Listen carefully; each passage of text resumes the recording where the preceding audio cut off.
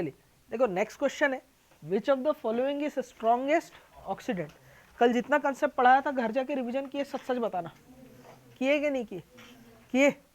समझ में आया?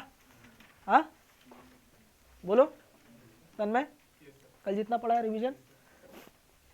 देखो हमें ऑक्सीडेंट या ऑक्सीडाइजिंग एजेंट पूछ रहा है, पहले केस में नॉन मेटल है, कौन है बेटा? नॉन मेटल है।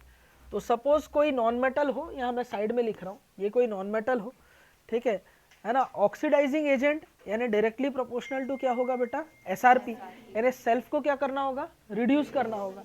तो कोई भी रिड्यूस खुद को कौन करेगा? x माइनस खुद को रिड्यूस करके किस में बदलेगा? x2 में बदलेगा, ठीक है। यहाँ क्या हुआ बेटा? रिडक्शन, और यहाँ क्या हो रहा है बेटा? ऑक्सीडेशन, ठीक है। अब जरा x माइनस को समझो, x माइनस की अगर मैं बात करता हूँ, हाँ x माइनस, हाँ सॉरी माय मिस्टेक, मुझे माफ करना, x माइनस इलेक्ट्रॉन रिमूव करके x2 में बदलेगा, ये हुआ ऑक्सीडेशन, और ये क्या हो रहा है बेटा? रिडक्शन, ठीक है। तो x माइनस खुद को कर रहा है ऑक्सीडाइज, तो दूसरे को करेगा रिड्यूस, यानी कि x माइनस है रिड्यूसिंग एजेंट, और x2 क्या है? खुद को कर रहा है रिड्यूस, तो दूसरे को करेगा ऑक्सीडाइज, ये क्या है बेटा? Oxidising agent. रिड्यूसिंग एजेंट के लिए क्या देखूंगा? SOP, और ऑक्सीडाइजिंग एजेंट के लिए क्या देखूंगा? SRP। ये बात तय है, ठीक। हमें क्या पूछा है? Oxidising agent. Oxidising agent non metal के केस में ये ऑक्सीडाइजिंग एजेंट हो सकता है, बोलो ये क्या होगा? ये क्या होगा? ये क्या होगा? ऑक्सीडाइजिंग एजेंट, ऑक्सीडेशन नेचर जो होता है डायरेक्टली प्रोपोर्शनल टू क्या होगा बेटा? SRP। SRP सबसे ज्यादा किसका होता है? Fluorine, chlorine, bromine, iodine. ऊपर से नीचे जाता है तो SRP बढ़ता है, SRP बढ़ेगा तो ऑक्सीडाइजिंग नेचर बढ़ेगा, तो आंसर क्या जाएगा? डी। क्लियर है? सभी लोग का यही आंसर है, ठीक है। बाकी सॉल्व करो। हाँ कब होगा बेटा? चलिए इधर ध्यान दो, Na plus Mg plus 2 Al plus 3 Fe plus 2। Metal के केस में देखते हैं, है ना। कोई मेटल है, खुद को ऑक्सीडाइज कर रहा है, Mn प्लस में बदल रहा है, और Mn प्लस खुद को रिड्यूस करके किस में बदल रहा है बेटा? मेटल में। अब जरा बात को समझना, मेटल खुद को ऑक्सीडाइज कर रहा है, खुद को कर रहा है ऑक्सीडाइज, तो दूसरे को करेगा रिड्यूस, मेटल होगा रिड्यूसिंग एजेंट, और Mn प्लस क्या होगा? ऑक्सीडाइजिंग एजेंट, ठीक है। तो ये भी ऑक्सीडाइजिंग एजेंट है, अच्छी बात है। ये भी ऑक्सीडाइजिंग एजेंट है, ये भी ऑक्सीडाइजिंग एजेंट है, और ये भी क्या है बेटा? ऑक्सीडाइजिंग एजेंट है। बोलो है? अरे हूँ हाँ करो, ठीक है। ऑक्सीडाइजिंग एजेंट के लिए क्या देखते हैं? SRP देखते हैं, और रिड्यूसिंग एजेंट के लिए SOP। तो लेके बांसुरी काना मजे से आला मंजन कर फेंक दे, ठीक है। हमें क्या देखना है? SRP देखना है। तो ऊपर से नीचे जाने पर क्या होता है? SRP बढ़ता है ना। तो SRP सबसे ज्यादा किसका है? Fe प्लस 2 का, तो आंसर जाएगा 2, ठीक है। अच्छा, मैग्नीशियम है रिड्यूसिंग एजेंट, जिंक है रिड्यूसिंग एजेंट, मरकरी भी है रिड्यूसिंग एजेंट, सिर्फ Ag प्लस है ऑक्सीडाइजिंग एजेंट या ऑक्सीडेंट, तो आंसर तो सिर्फ सी जाएगा। देखते ही सॉल्व।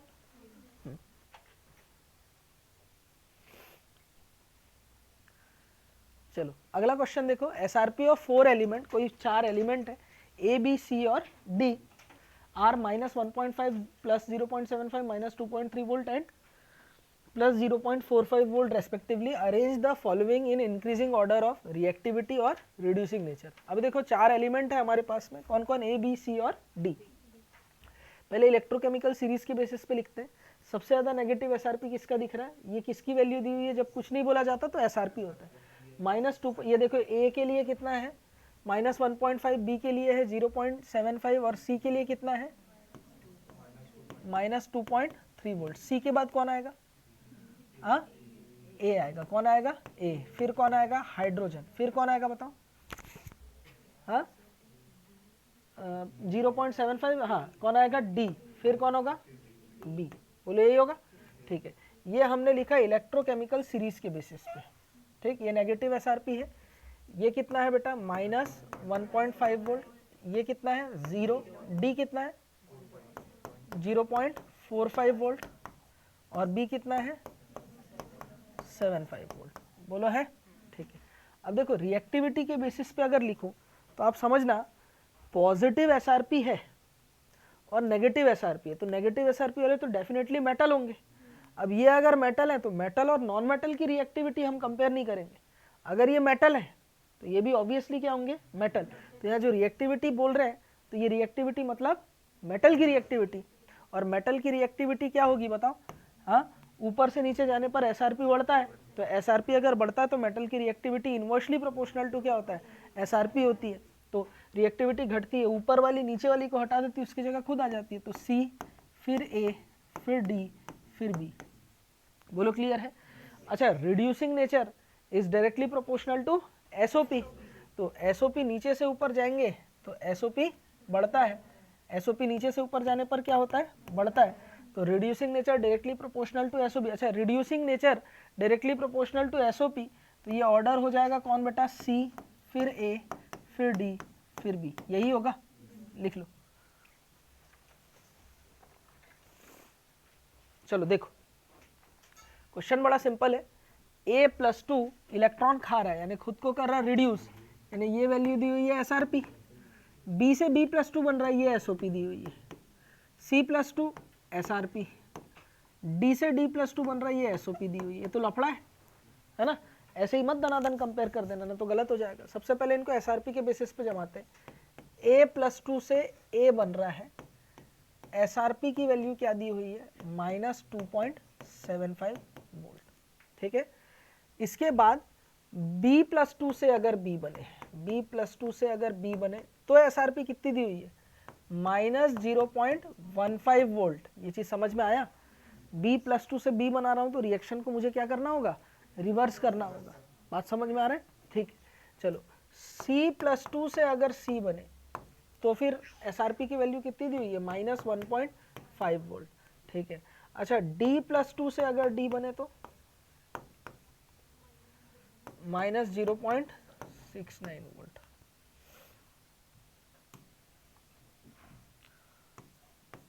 क्लियर है, समझ में आई बात यहाँ तक। अरे हूँ हाँ करो, ठीक है।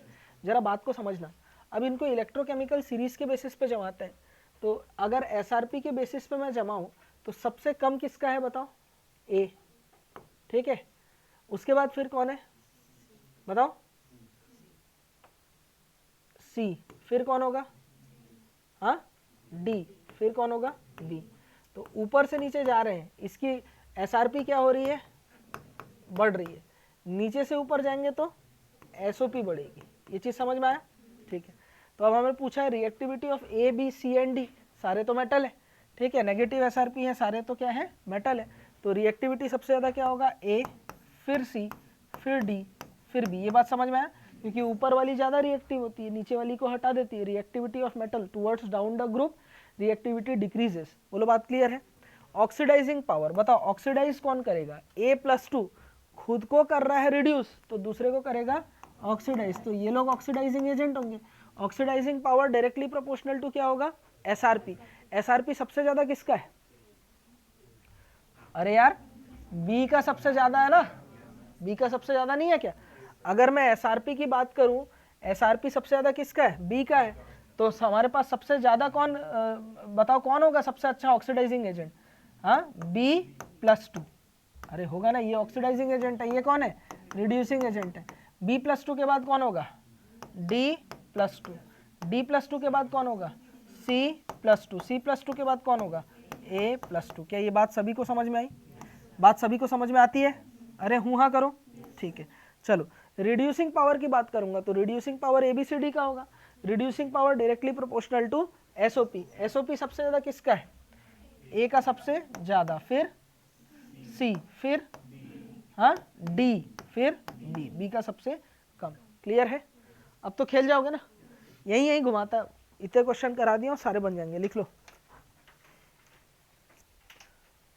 +0.34 वोल्ट रेस्पेक्टिवली, ये सुधरवाना है तेरे को। आई क्या नहीं है हाँ? तो कल जब मिलेगा तब सुधरवा देना।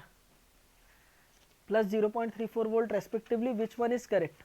देखो सबसे पहले हमारे पास क्या दिया हुआ है, जिंक जिसकी एसआरपी है माइनस 0.76 वोल्ट, फिर हमारे पास आएगा हाइड्रोजन, फिर आएगा हमारे पास में कौन बेटा, कॉपर जिसकी एसआरपी कितनी है, हाँ plus 0.34 volt.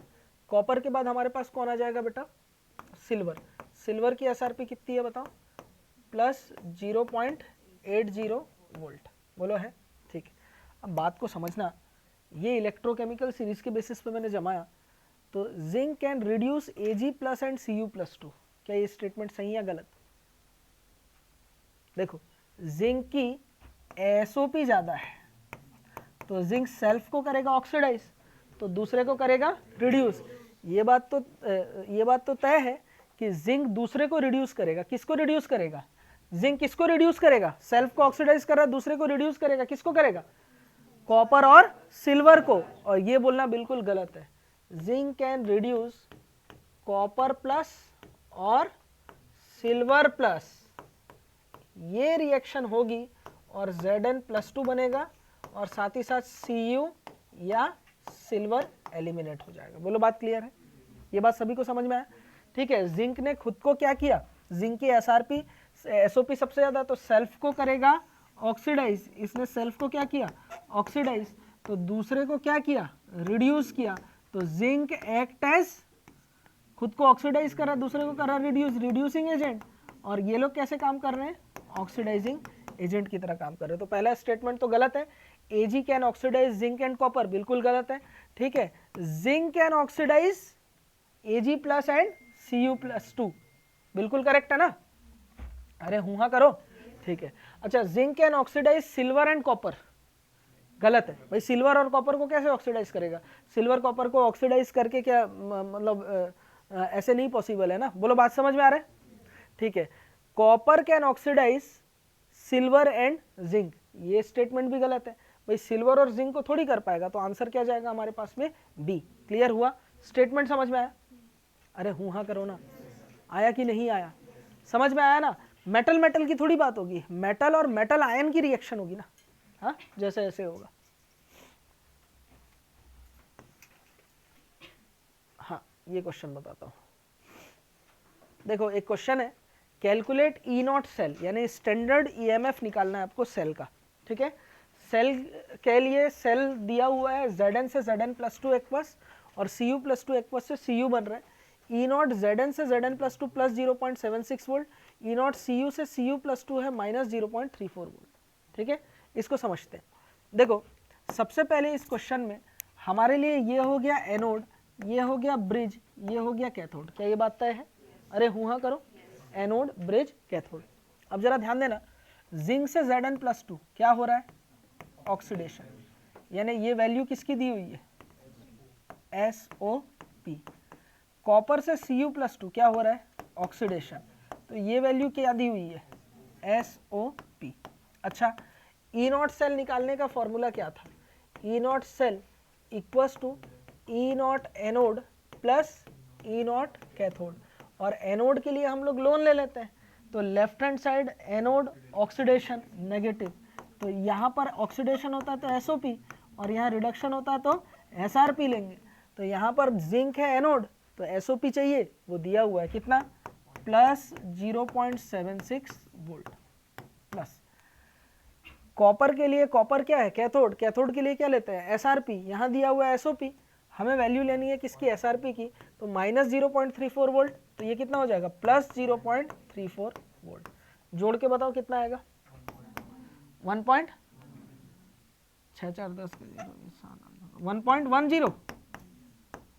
Volt plus 1.10 volt. ठीक है, आसान है क्वेश्चन, अरे बोल के पढ़ो। लिखो नेक्स्ट क्वेश्चन, देखो क्रोमियम Fe+2 से 2Cr+2 और Fe बन रहा है, ये सेल रिएक्शन दी हुई है, इस बार क्या दिया है, सेल रिएक्शन, सेल का रिप्रेजेंटेशन नहीं दिया होगा।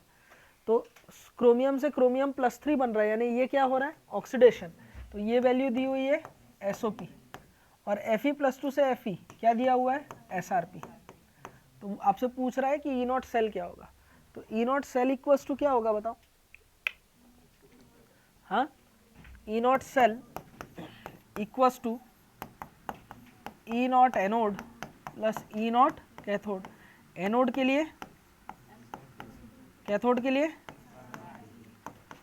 एसओपी की वैल्यू देखते हैं। तो ये तो यहाँ क्रोमियम का क्या हो रहा है, यहाँ पर देखो क्रोमियम का ऑक्सीडेशन, और जहाँ होगी ऑक्सीडेशन वो क्या होगा? एनोड। बोलो होगा? तो क्रोमियम के लिए एसओपी की वैल्यू कितनी दी हुई है? प्लस 0.75। ठीक है, चलो Fe+2 से Fe में क्या हो रहा है? रिडक्शन, और जहाँ होगा रिडक्शन वो होगा कैथोड। तो कैथोड के लिए हमें SRP लेना है, और SRP की वैल्यू भी इत्तेफाक से दी हुई है। तो कितना हो जाएगा वैल्यू बताओ? 1.20 वोल्ट। लिख लो। बोलो आसान है ना? मैं अभी नस्ट इक्वेशन सिखाने के पहले ये सब चुन्नू चुन्नू क्वेश्चन करवा रहा हूँ, ताकि एसआरपी वगैरह आप गलत ना निकालो। ई नॉट सेल गलत निकाल देंगे तो सेल का ईएमएफ भी गलत आएगा। ये क्वेश्चन नहीं पूछेगा, क्वेश्चन इसके बाद शुरू होगा, लेकिन उसके पहले की तैयारी है। सिंपल है ना? देखो Mg+2 से Mg क्या हो रहा है? रिडक्शन। ये क्या दिया है? SRP। Au+3 से Au, ये भी क्या दिया हुआ है? SRP। अब जरा ध्यान देना, Au से Au+3 क्या हो रहा है? ऑक्सीडेशन। तो ये होगा एनोड। तो E not cell equals to E not anode plus E not cathode. Anode के लिए लूँगा मैं क्या? SOP, और कैथोड के लिए क्या लूँगा? SRP। तो एनोड के लिए SOP की वैल्यू चाहिए। एनोड कौन है? गोल्ड वाला। तो गोल्ड के लिए SOP की वैल्यू चाहिए। ये कितना दिया? SRP। मैंने SOP ले लिया। क्लियर है? ठीक है। कैथोड के लिए किसकी वैल्यू चाहिए? SRP की। वो दी हुई है। कितना होगा? -2.37। जोड़ के बताओ कितना हो रहा है? -3.87 वोल्ट। क्या क्लियर हो रहा है? ध्यान दो, लेकिन यहाँ पर मैं आपको एक फ्लैश पॉइंट बताना चाहता हूँ, एक कंसेप्ट आपको बताना चाहता हूँ। देखो, जब भी ई नॉट सेल नेगेटिव हो जाए तो सेल काम नहीं करेगा, है ना? Cell is not working, non feasible cell है ये। क्यों? जरा समझो। ठीक है, ई नॉट सेल की वैल्यू कभी भी क्या नहीं आनी चाहिए? नेगेटिव नहीं आनी चाहिए। ठीक है, इसे एक एग्जांपल से मैं आपको समझाऊंगा। देखो, हमने क्या किया, ऊपर वाली को मैंने बोला था एनोड, नीचे वाली को क्या बोला था? कैथोड। मैंने ये बोला था, है ना? कई क्लास में बल्लू बैठे होंगे, उन लोग बोलेंगे सर क्यों सर, मैं नीचे वाली को बनाऊंगा एनोड और ऊपर वाली को बनाऊंगा कैथोड, ये भेदभाव क्यों? ठीक है, हम किसी को कुछ भी बनाएंगे, बना। अगर ऐसे करते हैं तो ई नॉट सेल की वैल्यू क्या हो जाती है? नेगेटिव। और ई नॉट सेल की वैल्यू अगर नेगेटिव हो जाए तो उस कंडीशन में सेल काम नहीं करता। कैसे? जरा देखना। ठीक है, मैंने बोला था अपर एलिमेंट, या ऊपर वाली लिख देता हूं,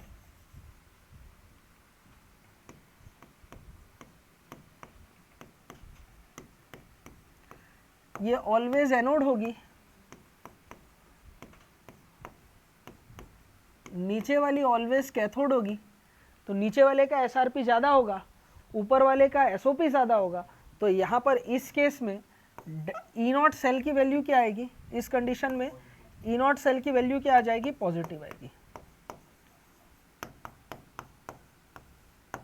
ठीक है, डेल्टा G इक्वल्स टू होता है -NF ई नॉट सेल। बोलो यही होता है। अब ई नॉट सेल की वैल्यू अगर पॉजिटिव है तो डेल्टा G की वैल्यू क्या हो जाएगी? नेगेटिव। यानी प्रोसेस कैसा हो जाएगा? Spontaneous process. क्या हो जाएगा? Spontaneous process. कुछ तो ला रहे, सुबह से कुछ खाया नहीं हो। ठीक है, और अगर मैं क्या कर दूं, पोलैरिटी को बदल दूं, यानी प्लस को माइनस, माइनस को प्लस कर दूं, ऐसा बचपन में कीड़ा किए हैं अपन लोग। ठीक है, रिमोट वाले कार को तोड़ करके, अच्छा कार था, मोटर निकाल करके बैटरी से जोड़ करके देख रहे, अरे साइंटिस्ट, मैं साइंटिस्ट बनूंगा, नुबड़ा बच्चा। फिर वो पावर सॉकेट में लगाता है, जल जाता है, शॉर्ट सर्किट भी हो जाता है, तो वहाँ उसका साइंटिस्ट वाला भूत निकल जाता है ना, निकल जाता है ना, अरे किए होंगे ना, है? अरे किए हो ना बचपन में, रिमोट वाला कार को तोड़ के मोटर निकाले, बैटरी जोड़ के घूम गया, अरे मैं साइंटिस्ट हूँ यार, बड़ा होकर साइंटिस्ट बनूंगा, ये वाला आ जाता है बच्चे को एटीट्यूड, ठीक है कि नहीं। कान के नीचे एक पड़ता है तो सब चीजें समझ में आ जाती है कि महंगा वाला कार ला के दिया, तोड़ा गाय के लिए भी करके, फिर उसको समझ में आता है, ठीक है। तो देखो वही चीज है, आपको बैटरी लगाना था, प्लस माइनस देख के सेल डालते हैं, सेल कभी उल्टा लगा दो तो टॉर्च जला था? रिमोट वाला कार काम किया था? अरे नहीं काम किया ना। अरे घड़ी में भी सेल डालना है, अगर उल्टा डाल दो, स्प्रिंग वाले की तरफ प्लेन वाला रहना चाहिए, सामने जो निकला रहता है वो सामने की तरफ रहना चाहिए, स्प्रिंग की तरफ मुंडी घुसेड़ दोगे, बैटरी चला था क्या? कुछ काम किया था क्या? नहीं ना। वही चीज तो बोल रहा हूँ मैं, प्लस को माइनस, माइनस को प्लस कर दो, पोलैरिटी अगर चेंज कर दो। पटेल कुछ समझ में नहीं आ रहा है, लेकिन तब भी देख इधर क्या तोड़ दी बेटा है। तो ऐसे हे माँ माता जी वाला एक्सप्रेशन क्यों दी?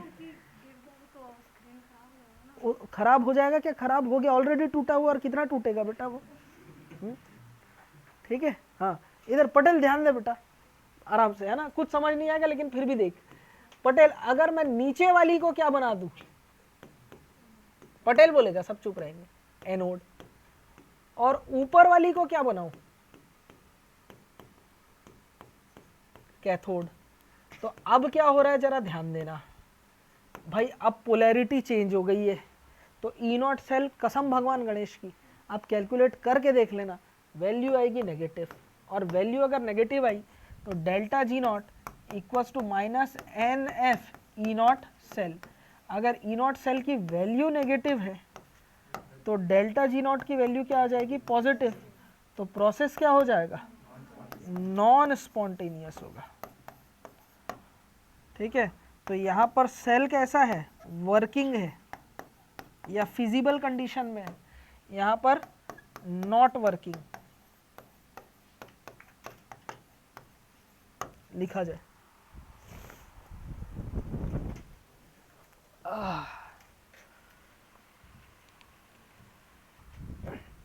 एक ही रिएक्शन H2SO4 से हुई और हाइड्रोजन गैस मिल गया, तो जाहिर सी बात ये है, इसको देख करके ये मैं बता सकता हूं कि ए जो है वो नेगेटिव एसआरपी मेटल है,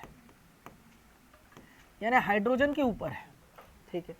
इससे ये अंदाजा लग गया कि हाइड्रोजन के ऊपर कौन है, ए है, चलो मान लिया, ठीक है। सी की रिएक्शन ACl2 से कराए तो सी ए के जगह खुद आ गई और ए को हटा दिया, यानी ये ठहरी ऊपर वाली, तभी नीचे वाली को हटाई और उसकी जगह खुद आ गई, यानी कि ए के ऊपर कौन है, सी। ये बात समझ में आया, ठीक है।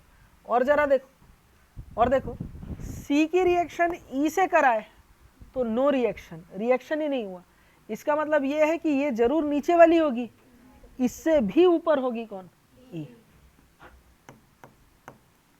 ठीक है। डी की रिएक्शन बी से कराए और डी जो है बी की जगह खुद आ गया और बी अलग हो गया, है ना। यानी कि अभी ऐसा हो सकता है कि डी जो है ऊपर वाली और बी क्या है, नीचे वाली, ये भी हो सकता है मेटल के केस में, या ऐसा भी हो सकता है कि डी होगी नीचे वाली और बी होगी ऊपर वाली, ये भी हो सकता है नॉन मेटल के केस में। तो अगर नॉन मेटल होगा तो ये होगा, मेटल होगा तो ये होगा।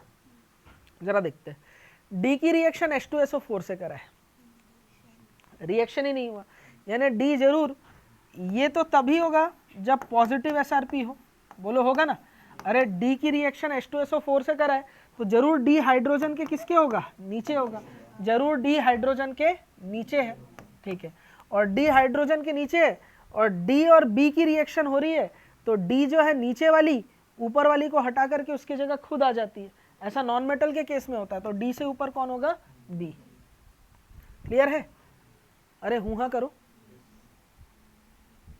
नहीं नहीं नहीं नहीं नहीं नहीं, नॉन मेटल के केस में नहीं है, ये क्या पोजीशन ऑफ मेटल, ये तो मेटल है ना, तो मेटल के केस की ही बात करेंगे हम लोग। पॉजिटिव एसआरपी है और डी जो है हाइड्रोजन को क्या कर रही है बेटा, हाइड्रोजन के साथ कोई रिएक्शन नहीं कर रही है, यानी हाइड्रोजन के नीचे है। ये लोग किस में है बेटा, हाइड्रोजन के नीचे। ये केस तो नॉन मेटल के लिए होगा और ये वाला केस किसके लिए होगा, मेटल के लिए, तभी तो ऊपर वाली नीचे वाली को हटा देगी और उसकी जगह खुद आ जाएगी।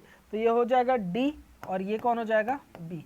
ये हो गया हमारे पास में इलेक्ट्रोकेमिकल सीरीज। अब इससे जो क्वेश्चन पूछना है पूछ ले। क्लियर? ऊपर से नीचे आएंगे तो एसआरपी बढ़ेगा, नीचे से ऊपर जाएंगे तो